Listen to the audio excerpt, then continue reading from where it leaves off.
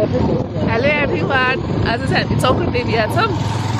गस्ती हामी चाहिँ खास गरी ओखले सेता भएर हुँदै अहिले चाहिँ चौकट देवी हुँदै उमानेबाट तल सानो चुली ठुलो चुली हुँदै यो बाटो चाहिँ हामी खास गरी बर्खामा पनि अनुगमन आएको थिएँ। अनि अहिले पनि फेरि आएको।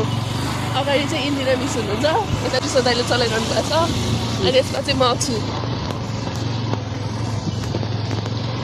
भोलि चाहिँ अब हामी बोसन अनि डल्लु अनि त्यसपछि हात्तीवन अनि सुन्दोल सानो अहिले सानो पोखरी ठुलो पोखरी त भोलि चाहिँ खार्पा हात्तीवन डल्लु सुन्दोल खार्पा हुँदै त्यस्तै 4-5वटा वन चाहिँ अनुगमन गर्छ।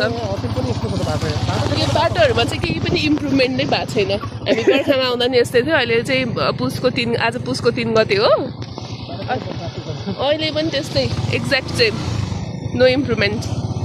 अनि इन्दिरा दिदीले चाहिँ पुरै आफ्नो राइडिङ स्किल एकदमै इम्प्रुभ गरिसक्नु।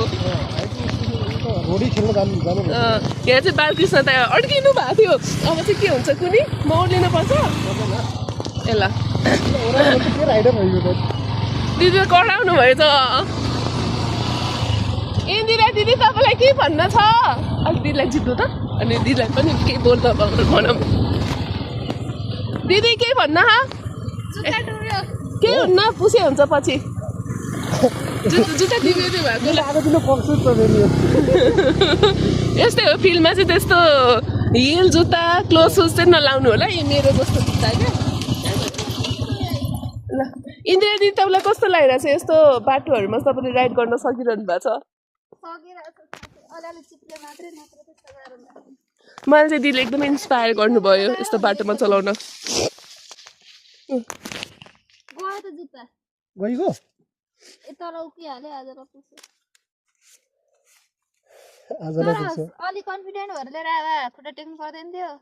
होइन चिप्लिसकेको थियो, टायर चिप्लिरहेको थियो।